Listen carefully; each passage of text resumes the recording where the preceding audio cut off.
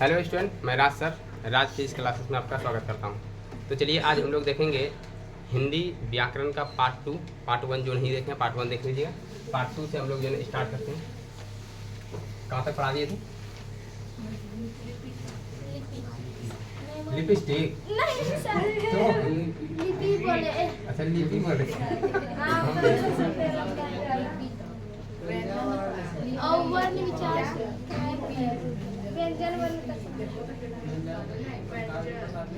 रे छोटका साहब, क्या पढ़ाई थे कल रे? व्यंजन वर्ण के पत्ता। अच्छा, मतलब कि देखो एक बार शुरू से बताते हैं, ठीक है? हाँ। वर्ण जो ना वर्ण पढ़ रहे थे, ये ना हाँ, वर्ण देखे कितना तरह का? दो तरह का। कौन कौन? स्वर वर्ण, व्यंजन वर्ण। स्वर वर्ण, दूसरा व्यंजन वर्ण। व्यंजन वर्ण। स्वर वर्ण किसको कहेंगे? जो खुद से जो स्वर हाँ, जो किसी के सहायता से ना बोला जाए बल्कि खुद से बोला जाता हाँ, है। तो ये स्वतंत्र होता है, क्लियर है ना? और व्यंजन देखें तो स्वर के सहायता से बोला जाता है या लिखा जाता है, जो स्वतंत्र नहीं होता है, क्लियर है ना? उसका देखिए स्वर वर्ण का संख्या कितना था? 11। कौन कौन इसमें नहीं है? 2 अनुस्वार अ। ये 2 नहीं है, एक अनुस्वार, दूसरा अ, क्लियर है ना? उसके बाद यदि देखें क्या हुआ, कोई दिक्कत? नहीं पूछ रही थी, उसको विसर्ग भी बोलते हैं। अब देखो यदि हम देखें तो ये स्वर यदि देखें तो कितना प्रकार का बताए थे? 3 प्रकार का। 3 प्रकार का। कौन कौन? हर्ष, दीर्घ, हर्ष, दीर्घ, प्लुत, सरहर्ष, अब क्या बोले ह, आधा, सोगो। स और व। क्यों नहीं ऐसे? अरे आधा वो हाँ से भी आता है। अब क्या कहें? आप पूछना चाहिए था। ठीक है। आप नहीं बोलिए सर। हाँ, ऐसे है? हाँ, लग रहा है हाँ। हर्ष निकालने में।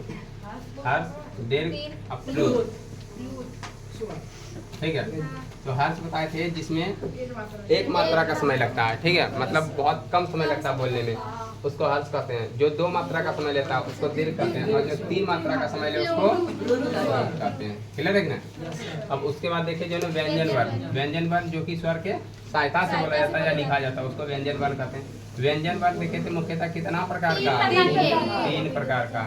कौन कौन? अंतस्थ व्यंजन, पहले स्पर्श व्यंजन, स्पर्श व्यंजन, अंतस्थ व्यंजन, उष्ण व्यंजन, स्पर्श व्यंजन, अंतस्थ व्यंजन, ऐसे ना होगा? हाँ, अब तीसरा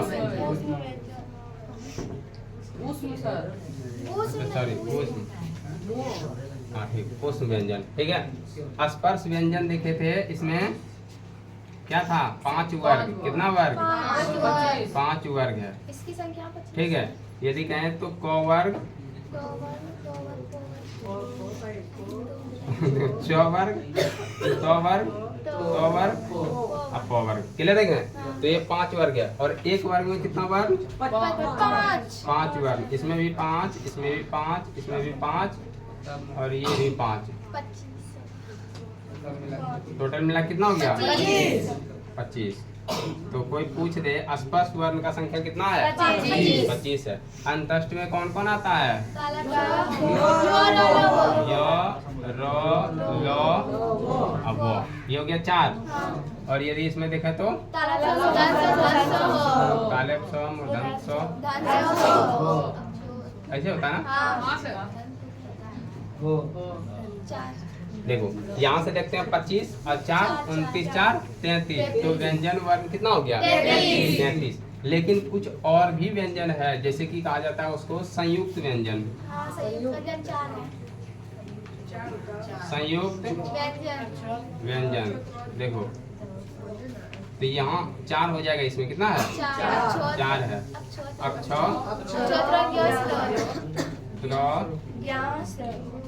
ज्ञान और स्र, यही ना? चलो उसके बाद हो गया एक संयुक्त हो गया, दूसरा है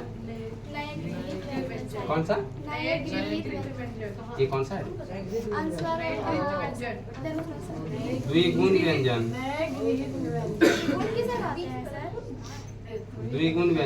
द्विगुण व्यंजन है ये, र और ढ, ओ इसी को बोलते हैं नए हाँ, और? गृहीत व्यंजन। क्या दिया उसको? नए गृहीत व्यंजन। नए गृहीत हाँ। लिख ही देते हैं, नए गृहीत व्यंजन। लो, उसके बाद दिया होगा अनुयोग वाह, यही दिया है अयोग वाह। तो चलो जो ना छठा लिख देते हैं अयोग वाह। अयोग वाह में क्या है? अनुस्वार और अ। अनुस्वार और अ, यही दिया है हाँ। अनुस्वार और अ। मतलब यहाँ सिर्फ अनुस्वार ऐसे दिया होगा, नहीं सर, इसी तरह दिया। इसी तरह दिया था। चलो अनुस्वार और और अ, यही है जिसको जो है ना यहाँ से हटा दिया है ना, स्वर से हटा के इसको दिया आयोगवाह व्यंजन बना दिया है ना, आयोगवाह व्यंजन। टोटल यदि देखें मुख्य रूप से तो 3 प्रकार का व्यंजन है ना। टोटल कितना प्रकार का? 3 प्रकार का। लेकिन यदि हम देखें तो जो है ना जनरली और 3 भाग में बटा हुआ है, ठीक है, संयुक्त, द्विगुण और आयोगवाह। तो ये याद रखना काफी इंपॉर्टेंट है। अब देखो ये तुम्हारे जो ना बिहार बोर्ड के एग्जाम में पूछा जाता है, तो ये तीनों से देता है, ये तीनों से, क्लियर है कि ना। और यदि अदर कोई एग्जाम देगा, जैसे मान लो कोई भी कमीशन का एग्जाम जो ना जिसमें हिंदी पूछा जाता है, एसएससी जीडी हो गया, बिहार पुलिस हो गया, तो उस सब में इस तरह का क्वेश्चन दे सकता है कि निम्नलिखित में कौन आयोगवाह है। तो जो जानेगा नहीं तो पता भी नहीं चलेगा आयोगवाह व्यंजन क्या होता है, क्लियर है कि नहीं। तो ये याद रखना। बोले यहाँ तक में कोई दिक्कत है? उसके बाद कुछ व्यंजन का प्रकार होता है जो ना ये गला के कंपन के आधार पर। कोई व्यंजन होता है कि बोली के आधार पर, जैसे जो ना बोल रहे हैं तो उसमें कैसा जो ना आवाज निकल रहा है, तो आवाज के आधार पर अलग होता है, ठीक है। तो इसको मिटा दें।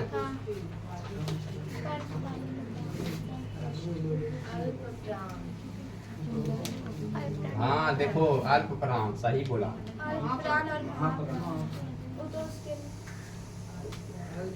हाँ 2 प्रकार का होता है ना।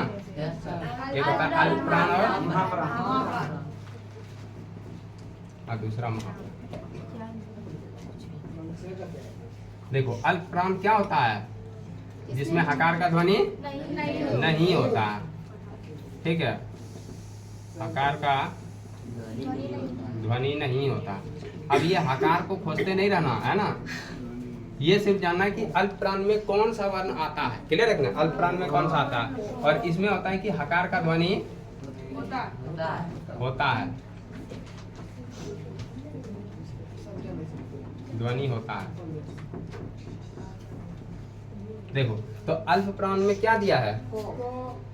देखो अल्प प्राण में होता है किसी भी, यदि किसी वर्ग का, देखो वर्ग का जो है ना याद रखना कि वर्ग मेरे पास कितना है? 2। कितना वर्ग है? 5 वर्ग है ना। अभी जस्ट बताए 5 वर्ग है। कितना वर्ग है? 5 वर्ग में कितना जन वर्ण है? 5 करके है तो 25 हो गया ना। तो यही स्पर्श जो ना व्यंजन का बात कर रही है ना। तो ये याद रखना कि जो वर्ग है, वर्ग का जो है ना पहला, तीसरा और 5वां, इस सभी जो ना बोल रहा है कि जो ना वर्ण में हकार का ध्वनि नहीं होता है। जैसे यहाँ देखो क वर्ग का लेते हैं, क, ग और अंग। जैसे बोलता है क, ग, अंग, ठीक है। अब यहाँ देखो जो छूटा है ये आएगा, तो इसमें दूसरा और चौथा। अब दूसरा को बोलना, देखना इसमें हकार कैसे आता है, ख, समझे कि ना। जैसे क बोले ना, क, ख, तो ख में थोड़ा ज्यादा टर्न है ना। तो ये याद रखना कि जो ना जो ख है, घ है, तो इसमें थोड़ा ज्यादा टर्न है ना। तो इसमें जो ना हकार है, बस यही बोल रहा है। तो इतना ज्यादा तुमको दिमाग में रखना नहीं है। ये रखना है कि अल्प प्राण किसको कहते हैं? जिस वर्ग का, ध्यान सुना, जिस वर्ग का पहला, तीसरा और 5वां जो ना वर्ण आए उसको कहते हैं अल्प जो ना प्राण। और जिस वर्ग का जो ना दूसरा और चौथा जो ना वर्ण आए उसको कहते हैं महाप्राण। बस समझ में आया? इतना ही देखना। तो ये हो गया हकार के ध्वनि पर। तो एक दूसरा रे छोटा, कोई दिक्कत? एक दूसरा देता है जो ना कि जो ना स्वर यंत्र के कंपन पर, मतलब कि ये तुम्हारा जो आवाज है, आवाज के कंपन पर कि गला कौन घरघरा रहा ज्यादा। अब ये एगो टेंशन होता है कि अब छू के आदमी देखेगा दोनों एक ही ऐसा लगेगा, घरघराते होंगे, पता ही नहीं चलेगा, क्लियर है। लेकिन ये याद रखना व्यंजन यदि देखें तो ये हो गया हकार के ध्वनि के आधार पर, ध्वनि के आधार पर ये हो गया। और एक हो गया स्वर यंत्र के आधार पर, ठीक है। तो स्वर यंत्र के आधार पर भी 2 तरह का होता है, ठीक है। एक होता है घोष और दूसरा होता है अघोष, क्लियर है। तो देखो घोष में आएगा तुम्हारा कि जिसमें जो ना कंपन ज्यादा होता है, क्लियर है, कंपन होता है ज्यादा तो उसको घोष कहते हैं, क्लियर है। तो ये भी उतना ज्यादा जो है याद नहीं रखना, इसमें रखना है कि जिस वर्ग का तीसरा, चौथा और पांचवा वर्ण आए, क्लियर है, जिस वर्ग का तीसरा, चौथा और पांचवा वर्ण जो ना वर्ण आए उसको कहते हैं घोष वर्ण, क्लियर है। तो घोष व्यंजन वर्ण कहते हैं, तो ये याद रखना है। घोष में हो गया तीसरा, चौथा और पांचवा। तो तीसरा में आएगा क्या, ग, घ और अंग। इसी तरह अगला लेंगे तो जो हो जाएगा, जो, झ और न, यहाँ बोलते हैं, क्या इसको बोलते हैं, छोटी हाँ। तो ये जो ना याद रखना। इसी तरह अदर वर्ग दिया गया, जैसे यहाँ बोलेगा घोष में और तो सभी स्वर जो ना, जितना भी स्वर वर्ण है, स्वर वर्ण वो घोष में जाता है। देखो यहाँ पे जो ना व्यंजन वर्ण का ये प्रकार नहीं दिया होगा, ऐसे जो ना ये हकार के ध्वनि पर दिया है कि जो ना वर्ण कितना प्रकार का होता है। ये जो ना ये व्यंजन नहीं है, ये याद रखना, तो गड़बड़ हो जाएगा, है ना। व्यंजन जो नहीं है बल्कि ये वर्ण का प्रकार है। किसका प्रकार है, वर्ण का।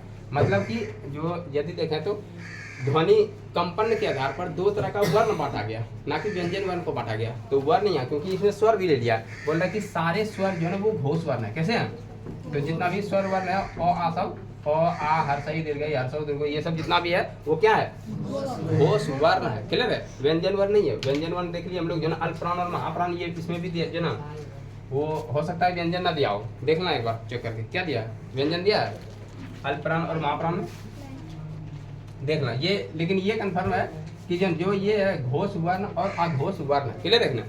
उसके बाद यहाँ देखते हैं अघोष में, अघोष वर्ण जो बचा है इसमें, क और ख बच गया ना, क ख, मतलब कि पहला और दूसरा, पहला वर्ग का जो ना पहला और दूसरा जो ना वो हो जाता है अघोष वर्ण, क्लियर हुआ, समझ में आया, कोई दिक्कत। तो ये याद रखना, ठीक ना, इतना याद रखना। देखो यहाँ से क्वेश्चन क्या आएगा, जैसे मान लो कि ऑप्शन दे रहा है, देखो निम्नलिखित में, अब ये क्वेश्चन बन रहा है, निम्नलिखित में कौन सा वर्ण घोष वर्ण है, ऐसे जो ना क्वेश्चन बनेगा, ठीक है, घोष वर्ण है। तो अब देखो ए, बी, सी और डी। तो अब मान लो कि ये घोष वर्ण पूछ रहा है, तो ये दिया जो ना क, ये दिया च, ये दिया जो ना यहाँ, और ये दिया ट। पूछेगा कौन सा जो ना घोष वर्ण है, क्या बोलेंगे, सी हो जाएगा ना, ये देखेंगे। तो इस तरह अब मान लो जो पढ़ा है घोष वही जवाब देगा। अब जो नहीं पढ़ा है तो उसके लिए तो पॉसिबल नहीं होगा, वो उसको तो पता ही नहीं चलेगा ये कौन सा जो ना सवाल है, क्या घोष क्या अघोष। तो ये याद रखना, घोष जैसे दिखे घोष, तो यहाँ जो याद रखेंगे तीसरा, चौथा, पांचवा, क्लियर है, तीसरा, चौथा, पांचवा। तो ये आता है जो ना पांचवा में, और ये पहला पहला पहला है, क्लियर हुआ। तो इस तरह का क्वेश्चन बनता है। इसी तरह जो ना क्वेश्चन बनता है जो ना अल्पप्राण और महाप्राण में भी, ठीक है। तो बन जाएगा ना इस तरह।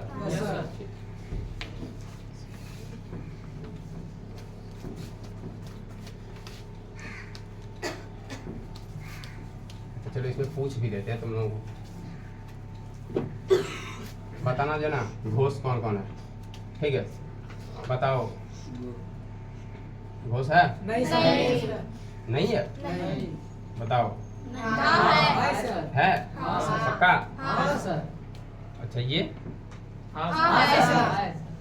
ये नहीं है, अच्छा ये इसका मतलब समझ गया है कि नहीं। अच्छा अल्पप्राण और महाप्राण देखना, ठीक है, बताओ ये क्या है, अल्पप्राण या महाप्राण, अल्पप्राण। अच्छा जो ना ये ध अल्पप्राण है कि महाप्राण, पक्का। अब घ कौन प्राण, महाप्राण। तो अभी जस्ट बताया कि अल्प प्राण जो होता है उसमें कौन कौन आता है, पहला, तीसरा, पांचवा। याद रखना विषम संख्या वाला है कि नहीं, विषम संख्या। और यदि महाप्राण में देखें तो दूसरा, और चौथा, क्लियर है, हाँ सम संख्या, क्लियर है यहाँ तक, कोई दिक्कत।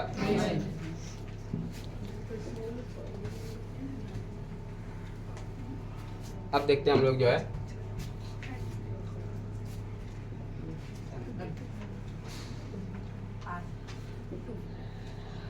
ध्वनि का उच्चारण, ध्वनि, अच्छा ध्वनि किसको कहेंगे? वर्ण को, है ना। ध्वनि का उच्चारण या लिखेंगे वर्ण का उच्चारण, है ना। वर्ण का उच्चारण। तो देखो यदि वर्ण का उच्चारण करें तो कौन सा वर्ण कहाँ से आएगा? क्लियर है? कौन सा वर्ण कहाँ से आएगा? तो ये हम लोग देखेंगे। तो देखो सबसे पहला होता है जो ना, यदि हम देखें तो कंठ, क्या होता है? कंठ। तो देखो कंठ से कौन आएगा? ठीक है। तो देखो कंठ से यदि हम बोलते हैं तो सीधा जो ना आवाज जाएगा जो ना, मतलब कि सब आवाज तो कंठ से ही आता है, लेकिन जो ना विशेष प्रकार से आएगा। जैसे क बोलेंगे ना, क, तो ये जो ना कंठ ही एकदम जो ना पूरा झंझनाएगा, है ना। क, ख, ग। देखो कंठ के पास हाथ रख के क। तो इधर उधर कहीं तुमको मोशन नहीं करना पड़ेगा। वनली जो ना वो होगा कि कंठ का जो ना उसमें ज़्यादा जो ना इम्पोर्टेंट रोल होता है। जैसे क, ख, ग, घ, अंग भी होता है, लेकिन नहीं बोलेंगे, है कि ना। क्योंकि अंग बोलो और नाक दाब के बोलो। अरे नाक दाबने बोले, नाक से नेटा निकालने थोड़ी बोले। नाक दाबने बोले, नाक दाब के बोलो तो कम से कम देखो तो कि आवाज कैसा लग रहा। कैसा लगा? हाँ बोलो बोलो एक बार फिर से, सब बोलो ना, तब ना पता चलेगा। देखो तुम्हारे पास नाक नहीं है क्या? नाक चिप्पी। तो अभी तुम बोले नाक के नहीं है, फिर नाक चिप्पी। अच्छा सुनो पहले। अच्छा सुनो, जिसके पास नाक ही नहीं है उसको नाक चिप्पी बोलो या नाक खड़ी, पता चलेगा कुछ? नाक ही नहीं है, अब नाक चिप्पी बोलते हैं। नहीं सर मेरा नाक खड़ा है, कुछ नाक है, तभी बोली नाक नहीं है मेरे पास। अच्छा बोल के देखा कैसा लगा?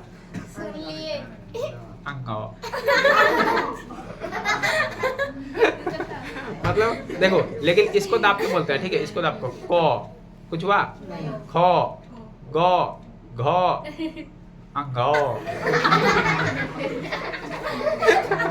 इसका मतलब है, इसका मतलब जो ना जो अंग है ना वो डायरेक्ट कंठ से नहीं बोल सकते। क्लियर रखना, समझ में आया?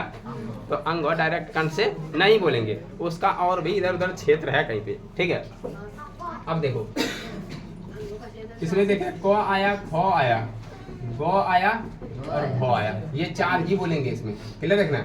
और भी जो ना वर्ड आएगा, लेकिन जो ना पहले इस तरह करके याद रखो। अब देखो दूसरा आता है तालु। क्या आता है? अब बताओ तालु क्या होता है, पता है? एक लड़की आती है पढ़ने सालू, ठीक है ना, तो उसी जैसा नाम है तालु। तालू से वाले। हाँ तालु, तालु क्या? अब सुनो सुनो सुनो सुनो, अरे हाँ समझ गए, समझ गए। हाँ अरे मानते हैं, पहले यही समझा तालु क्या होता है तब ना मानेंगे। अब सुनो, तालु होता है कि जब हम कोई वर्ड को बोलें, क्लियर रखना है, कोई भी जो है वर्ण को बोलेंगे तो जीव उसमें मोशन करके ऊपर सटेगा। क्लियर रखना, जीव कहाँ सटेगा? ऊपर, ठीक है। तो ऊपर जो ना जब जीव सटेगा तो उसको कहेंगे तालु। क्लियर है? तो अब देखो बोल के, क्या क में सटता है? क, ख सटा, कुछ नहीं सटा। लेकिन चौ देखो, चौ तभी बोल पाएंगे जब जीव ऊपर सटेगा। क्लियर रखना। अच्छा ऐसा कोई चौ बोलो जो जीव नहीं सटाओ, देखो कैसा आवाज आता है। पहले अरे कथा, तुम जब चौ बोल दिया तो इसका मतलब जीव ऊपर जा रहा है ना, ऊपर मत भेजो उसको, नीचे भेजो, है ना। उसके बाद चौ बोलो। नहीं बुलाया हम बोला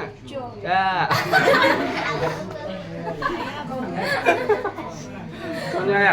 इसका मतलब है चौ बोलना संभव नहीं है। अरे छो भी तो नहीं है सर। हाँ? छो भी तो नहीं। हाँ छो भी नहीं है, मतलब चौ वर्ग का हम नहीं बोल सकते हैं। क्लियर है ना? चौ वर्ग का नहीं बोल पाएंगे। तो चौ जो ना, चौ हो गया, छ हो गया, जो हो गया। पूरा हो जाएगा। अच्छा यहाँ बोलो,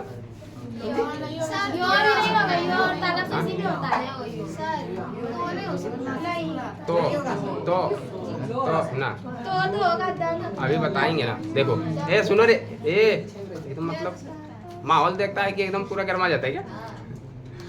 तो देखो यहाँ क्यों नहीं होगा? क्योंकि यहाँ नाक दाब के बोलेंगे, है ना। बोलो नाक दाब के, कुछ नहीं होता, नाक दाब के बोलो तो बोल के देखो ना। कौन कुछ होता है? यहाँ नहीं लगा? यहाँ यहाँ देखो नाक कैसे झंझनाता है, ठीक है ना? तो नाक में ज्यादा कंपन करेगा। जैसे हम चौ बोलते हैं, चौ चौ चौ, कुछ नाक में गया। अच्छा चौ नाक दाब के बोलो तो कुछ हुआ? नहीं हुआ। यहाँ बोलो। हाँ क्या हुआ? कैसा लगा रे? अरे तुम लोग छोड़ो, छोटका अच्छा जो ना उधर से बोलता है, कैसा लगा रे? झंझनाता है, समझे कि ना? हाँ नहीं तो तुम लोग नौ बोल के देखो तो। नाक दाब के नाके नहीं है क्या? अरे अपना नाक है, दाब सकते हैं, दूसरे थोड़ी बोले हैं कि दूसरे दाब दिए रे बोलो। अपना नाक दाब के बोल सकता है। देखो तालू समझ में आया? तालू जब जीभ ऊपर में सट जाए, क्लियर है कि ना, तो तालू हो गया। उसके बाद देखो और तालब से होगा यो यो यो और तालब से और हर सही और दुर्गई यो भी होता है। तालेब तालेब सो है ना? हर सही दुर्गई हर सही हाँ, सही सही है। दुर्गई से सही, हाँ? दुर्गई भी है। और वो गिर गई। हाँ। ये हो गया। यो ताल हम सोचे पहले हल्का हल्का बताते हैं ताकि तुम लोगों को पहले तालू समझ में आ जाए, उसके बाद चिपकालना सब अपना, है कि नहीं? अच्छा चलो जो होगा एक्स्ट्रा बोल देना, ठीक है? अब यहाँ देखो कंठ हो गया, तालू हो गया, तीसरा मूर्धा। बे मूर्धा मतलब मुर्दा न, मूर्धा है ना? अब देखो मूर्धा पहले क्या होता है समझेंगे तब। मूर्धा बोलेंगे तालू का ही काम करेगा, लेकिन पहले तालू में जीभ ऐसे सट रहा था, ऐसे है ना, ऐसे सट रहा था। जैसे चौ बोले चौ चौ चौ, तो जीभ ऊपर ऐसे जा रहा है, ऐसे सट रहा है ना, ऐसे। लेकिन मूर्धा में जीभ ऐसे सटेगा,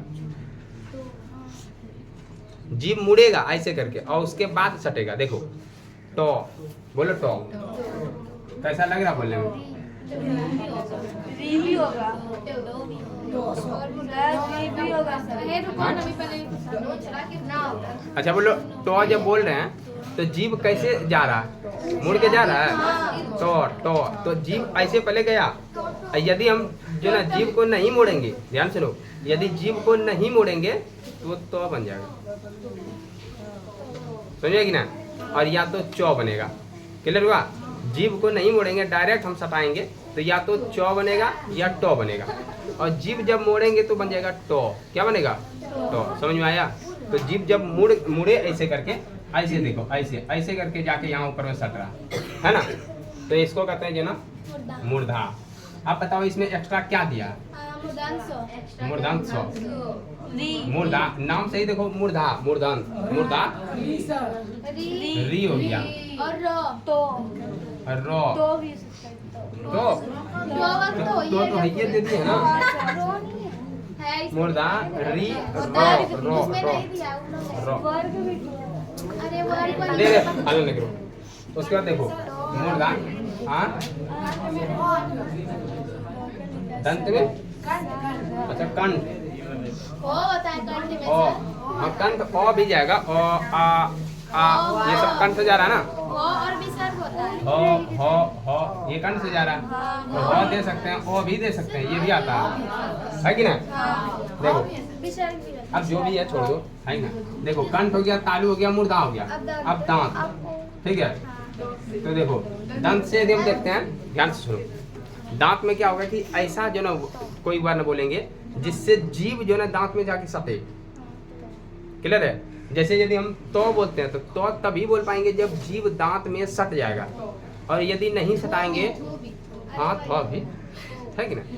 तो हाँ यदि हम, अरे छोटका हल्ला करता, लेकिन ऐसे छोटका सब बहुत अच्छा, लेकिन हल्ला नहीं क्या करो। अच्छा नहीं छोटका सब नहीं, तुम लोग तो बहुत अच्छा हो।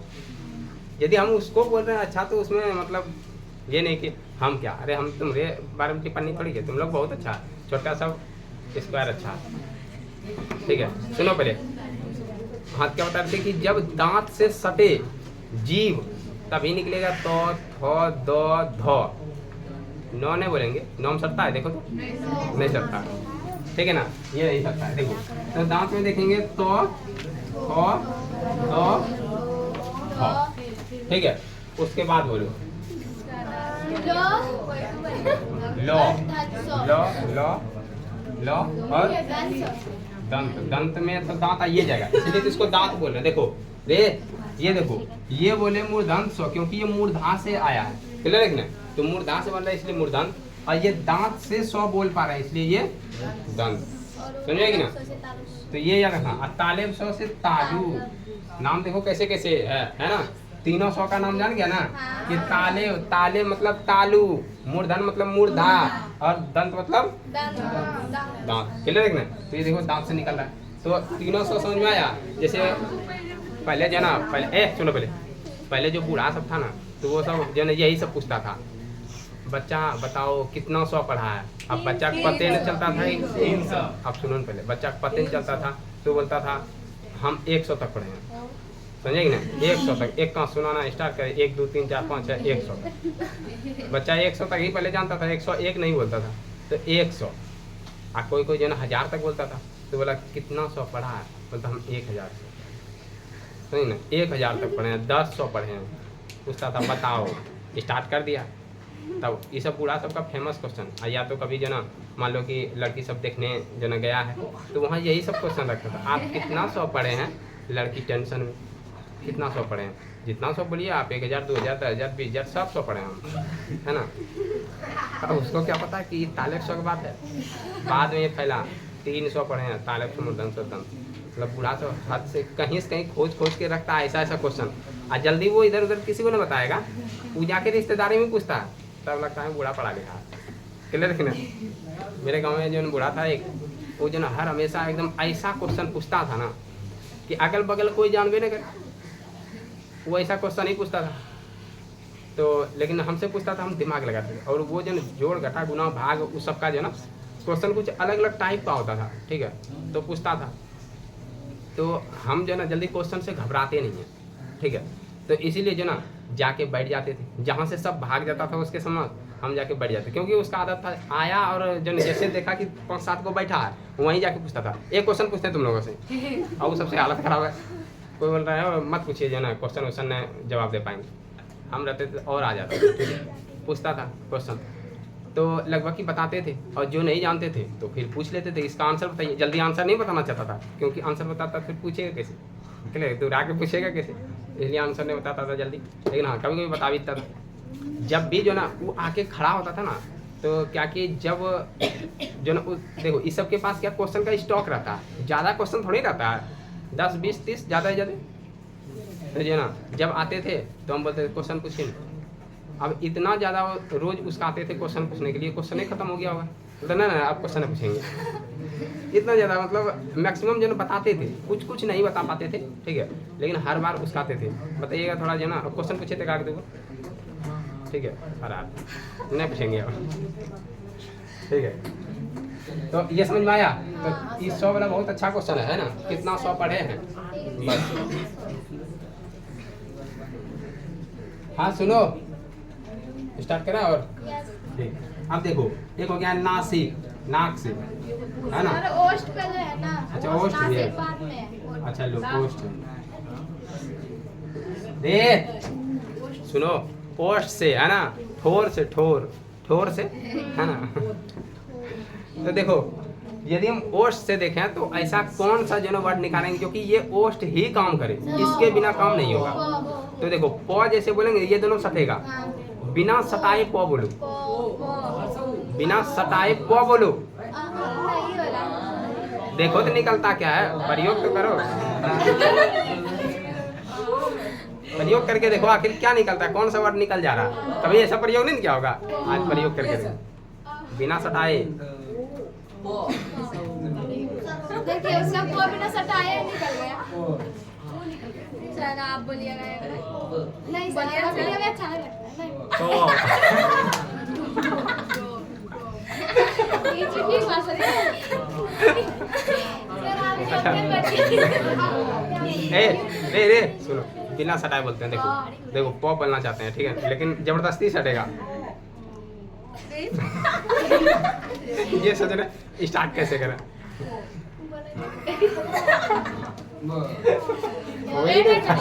नहीं हो रहा, जबरदस्ती पकड़ो। ओ इसका मतलब है कि प नहीं निकलने वाला बिना सटे, क्लियर है कि ना? तो ये अरे ये साउथ पोल और नॉर्थ पोल है, चुंबक है कि ना, एक दूसरे से बिना सटे आवाज नहीं निकालेगा, ठीक है? तो ये निकलेगा, देखो प यदि बोलते हैं प फ ब भ म बोलते हैं ना तो चलेगा, म भी आ रहा है तो यहाँ देखो प फ ब भ, अच्छा म बिना सटाए बोलो, जो बोल रहा है किताब नहीं देखो, ठीक ना, किताब का क्या भरोसा। अच्छा म बोलो बिना सटाए बोलो, हाँ नहीं होता तो उसमें आएगा ना, तो दोनों जगह दे दिया, अरे म दोनों जगह चलेगा, ठीक है? अब देखो नाक से देखते हैं, नाक से देखो जितना नौ है, नौ फोर नाक, नौ फोर नाक, तो जब भी है जैसे यहाँ बोलो नाक दाब के, हाँ अच्छा मुर्दान सभी बोला, मुर्दान मुर्दान मुर्दान सट रहा है ना, मुर्दा भी जाएगा और ओष्ठ भी जाएगा, मिल जाता ना। जो जो जैसे मान लो क में सिर्फ योगदान देखो, क बोलेगा कि ये मत हिलाइए, कोई दिक्कत नहीं, कोई बोलता क ऐसे बोलेगा ना, कोई बोलेगा कि जो ना बिना, हाँ बोलेगा बिना जो ना ओष्ठ हिलाए बोलिए, कोई दिक्कत ना, क कहाँ हिला रहे, क्लियर है कि ना? लेकिन कुछ ऐसा वर्ड है जो कि दोनों दो जो ना ये देखें तो संपर्क होगा तभी उस तरह आवाज आएगा, क्लियर है? जैसे कि हम लोग देखें कि मो यदि देख रहे हैं तो जो ना ओष्ठ का भी काम है, अब म नाक से भी देखो, कैसे लगा देखो नो बोलो और नाक देखो कैसे गुदगुदाएगा, तो बोल के देखो रे कैसा लगा, हाँ अंदा बनो, नाक दाबेगी तब ना रे, ऐसे करती देखो मो कहाँ हुआ, अरे बहुत दिया कहीं का, पहले नाक दाबना पड़ता है, नहीं तो बोलो नाक दबाते हैं, तो नाक से देखो, नाक से हो गया अंग, है ना, उसके बाद यहाँ, उसके बाद मूर्धन्य, मूर्धन्य ना, सर आप उसमें मूर्धन्य नहीं किया है, अच्छा कहाँ नहीं लिखा, तो हमें नहीं तो मूर्धा में सर, मूर्धा में नो नो नो होता है पर आप नहीं लिखते। अच्छा ले लगा है कि ना, ये हो गया, उसके बाद और क्या है, मो है एक, क्लियर हुआ? तो ये देखो ये मुख्य रूप से है ना, मुख्य रूप से इसका जो ना काम है, जैसे वो बोले वो देखो जो ना ओष्ठ भी आ रहा है, वो और क्या कंठ भी आ रहा है ना, वो ओष्ठ और कंठ दोनों में आता है, ठीक है? तो देखो वो दांत का कोई काम पड़ता है, कैसे पता नहीं दे दिया वो, अच्छा वो में दांत का क्या काम, अच्छा वो बोलो, देखो इसको हिलाएंगे, वो ये हिल रहा, ठीक है, प्लस कंठ से आ रहा, वो को वो देखो हल्का से यदि हम देखें, वो देखेंगे पहले को देखो, को कंठ से आ रहा ना, ऐसे वो, तो वो में सिर्फ ये हिल रहा, क्लियर है ना, ये हिल रहा, अब पता नहीं दांत और ओष्ठ कैसे दिया, जो भी दिया उसको रखना दिमाग में, लेकिन इतना याद रहेगा कि ना, इतना से ही क्वेश्चन पूछता, क्लियर हुआ? इतना से ही क्वेश्चन रहेगा, इससे ज्यादा आगे जो ना क्वेश्चन नहीं देगा कोई भी। ये कहाँ पूछेगा तुम लोगों के लिए 10th में बहुत ज़्यादा इंपॉर्टेंट होगा, और यदि तुम लोग जो ना 9th मेरे पास पूरा क्लियर पढ़ रहा है तो 10th में कहीं दिक्कत नहीं होगा, एकदम पक्का टॉपर निकालेंगे तुम लोग, क्लियर है ना? बस तुम लोग सिर्फ मेहनत करना थोड़ा ठीक ठाक, उसके बाद टॉपर ही बनेगा। इस बार अगला जो अभी बैच चल रहा है, पता नहीं इसमें कौन जो ना क्या गधा जो ना भेड़ वाले सब आ गया, पता नहीं चलता है, कोई पढ़वे नहीं करता, अब क्या करें जो ना पता लगा रहे पूरा। बोले यहाँ तक कोई दिक्कत है? समझ में आया? Yes sir. अब पढ़ेंगे जो ना, अब पढ़ेंगे हम लोग वर्ण का प्रकार, क्लियर है? वर्ण का प्रकार पढ़े ना, स्वर वर्ण व्यंजन वर्ण। अच्छा वर्ण तो देख दिए, अब यहाँ वर्ण को जोड़ेंगे, क्लियर है ना? वर्ण को जोड़ेंगे तो संधि बनेगा, क्या बनेगा? संधि बनेगा। अच्छा आज थोड़ा सा ही बताते हैं, देखो वर्ण को यदि जोड़ते हैं क्या बनेगा? संधि बनेगा। अच्छा संधि नाम सुना है कभी? संधि सुना है? संधि संधि सुना है? क्या होता है? मतलब दो रिश्तेदार के बीच मतलब दो पुरुषों के मिल के संधि कहते हैं। नहीं सर उसको संधि का अर्थ मेल है। क्वेश्चन क्या बोले? सर बताइए जाएगा पगला जाती हो कि देखो कभी? अरे छोटका साहब, छोटका बताता। अच्छा देखो, आज क्लास में छोटका जो ना, छोटका 4-5 जो है, अच्छा जानता है समधी क्या होता है? क्या होता है?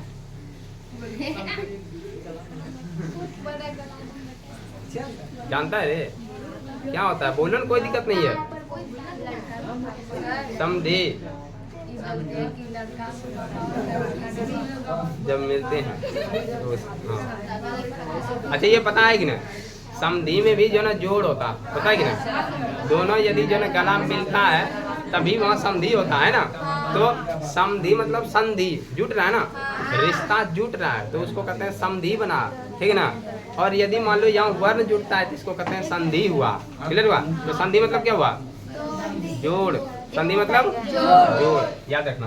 तो संधि यदि हम देखें तो दो वर्ण के जोड़ को कहते हैं। क्लियर है? अब देखो ध्यान से सुनो सुनो, यदि दो वर्ण देखें तो इससे भी बन रहा है, और दो से अधिक भी मिलेगा तो उससे भी बन जाएगा ना। तो दो या दो से अधिक वर्णों के मेल से, अब मेल यदि होगा तो कुछ ना कुछ तो विकार पैदा होगा। क्लियर है? तो दो वर्णों के मेल से पैदा होने वाले विकार को, ठीक है, उसको कहते हैं संधि। क्लियर हुआ? उसको क्या कहते हैं? संधि कहते हैं। समझ में आया? तो संधि होता है दो वर्णों के मेल से पैदा होने वाले विकार को संधि कहते हैं। अब यहाँ यदि दो वर्ण मिलता है, ठीक है ना, तो ये 3 तरह से मिलता है। तो संधि कितना तरह का? 3 तरह का। स्वर हो गया, व्यंजन हो गया, दूसरा तीसरा विसर्ग, है ना। तो देखो स्वर संधि, व्यंजन संधि और विसर्ग। अब देखो यहाँ से डिवाइड हो गया, है कि ना। यदि हम देखते हैं संधि, तो संधि कहे दो वर्णों के मेल से पैदा होने वाले विकार को संधि कहते हैं। इसको लिख लेना, ठीक ना। उसके बाद जो ना यदि हम देखें जैसे संधि, स्वर संधि यदि देखें तो स्वर संधि उसको कहते हैं, स्वर संधि जब स्वर वर्ण मिलेगा, सिर्फ स्वर वर्ण। क्लियर हुआ? जब स्वर वर्ण आपस में मिलता है तो उसको कहते हैं स्वर संधि। और जब व्यंजन वर्ण मिलेगा, नहीं, व्यंजन वर्ण जब मिलेगा तो वो तो व्यंजन संधि होगा ही, लेकिन व्यंजन के साथ स्वर भी मिलेगा। क्लियर है कि नहीं? तो व्यंजन व्यंजन या व्यंजन स्वर तब मिलेगा, तब बनेगा व्यंजन संधि। क्लियर है? लेकिन स्वर में कोई तरह का मिक्स नहीं है, स्वर में सिर्फ स्वर वर्ण ही आएंगे। और स्वर वर्ण कितना है? 11। अच्छा हिंदी वर्णमाला में कुल जो वर्णों का संख्या कितना? 52 है। क्लियर है कि ना? तो ये याद रखना। और यदि बोले स्पर्श व्यंजन में वर्ण का संख्या कितना है? 25। और अंतस्थ में 4। क्लियर है कि ना? चलो ठीक है। जो ना अनुवियोग में अनुवियोग था ना, हाँ आयोग हुआ था, ठीक है।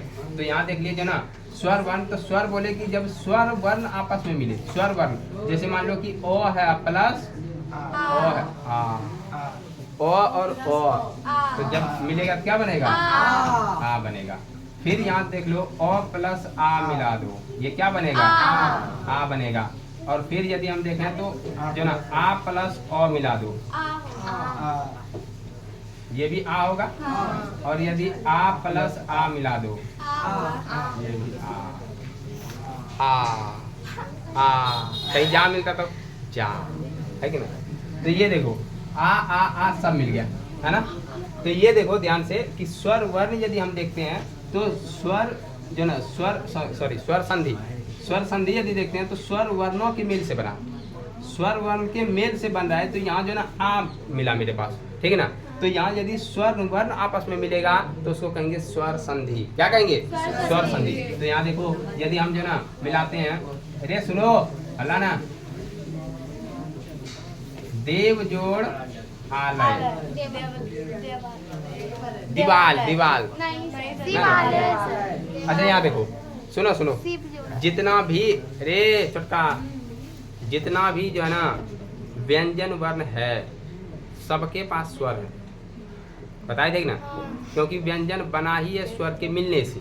तो जितना व्यंजन वर्ण है सबके पास जो ना स्वर है, और स्वर बोले तो अ है। जैसे क देखो, क जो बना है, ध्यान सुना, ये जो क है, क कैसे बना? तो क बना है क के हलंत में और उसके बाद क मिला, जब क हलंत प्लस और आता है तब बनता है क। क्लियर हुआ? जब यदि ख देखें तो ख बोलेंगे ख हलंत और प्लस ख। तो हलंत किसको कहते हैं? जब किसी भी जो है ना वर्ण के नीचे एक ये वाला जो है ना लकीर आ जाए, इसको हलंत कहते हैं। हलंत या हल कहते हैं। क्या कहते हैं? हल। हल देखा है कि नहीं तुम लोग? ऐसे करके ही हल रहता है, ऐसे करके, ऐसे करके। और कैसे रहता है? अच्छा, ये ऐसे रहता है कि ना? गैया भैंसिया वाला, हाँ, बैल वाला हल ना होता है, यहाँ पे रहता है। उसके बाद ऐसे जो ना ले चलता है। ठीक है, देखो बना दिए हल। तो यही बोल रहा है कि ये हल रहता है यहाँ। तो हल को हम लोग हलंत बोलते हैं। क्या बोलते हैं? हलंत बोलते हैं। तो समझ में आया? यदि ये किसी के नीचे आ जाए, समझना कि वो अक्षर आधा है। कितना है? आधा है। तो जब ये आधा में अ मिला है तो ये बन गया ख। तो ये ऑब्जेक्टिव पूछा हुआ है 10th में। क्लियर है? 10th में पूछा है कि देखिए निम्नलिखित में जो है ना बोल रहा है कि जो ना क किससे बना है, ऐसे दिया था जो ना किससे बना है। तो अब यहाँ 4 ऑप्शन वो जो ना दे दिया। ठीक ना? जैसे 4 ऑप्शन कुछ भी दे देगा कि क हलंत प्लस क हलंत। क्लियर है? फिर दे देगा बी नंबर में क हलंत और प्लस क। फिर सी नंबर में दिया क हलंत प्लस हर सही। फिर दे दिया डी नंबर में क हलंत और प्लस अ। क्या बोलेंगे? देखो कितना समझदार हो गया तुम लोग। क हलंत प्लस बहुत ही आसान है। जब ये सब जो ना शुरुआत से, अब देखो कितना जो डिटेल तुम लोगों को 9th में ही पढ़ा देंगे। तो 10th में जो ना व्याकरण में कहीं दिक्कत नहीं होने वाला है। 10th से लेके 12th और 12th से लेके जनरल कंपटीशन में कभी व्याकरण में दिक्कत नहीं होने वाला। जो बिहार पुलिस का तैयारी करता ना, तो उससे जाके पूछना, उससे ये नहीं बनेगा। समझेगी ना? तो जो नहीं पढ़ा है, जो 10वीं तक पढ़ा है ना वही, और उसके बाद वो फिर से पढ़ता होगा। फिर से पढ़ रहा है जो ना हिंदी पढ़ रहा है, संस्कृत मतलब संस्कृत तो नहीं आता, इंग्लिश पढ़ता है, वो सब पढ़ते जा रहा है फिर से। ठीक है? तो ये याद रखना जो ना कि कोई भी जो ना वर्ण है यदि व्यंजन, तो वो जो ना किससे मिलके बनता है? स्वर वर्ण के मिलने से बनता है। क्लियर है? तो यदि हम कहें यहाँ, इसको बढ़िया से लिखते हैं इधर, है ना? याद दिख रहा है ना? देखो देव जोड़ आलय, देव जोड़ आलय। अब देखो देव यदि हम देखते हैं तो इसके पास क्या है? वो के पास क्या है? वो। ओ देखो वो बोले और उसके बाद देखना वो ओ आ रहा है कि ना? को ओ आ रहा है कि ना?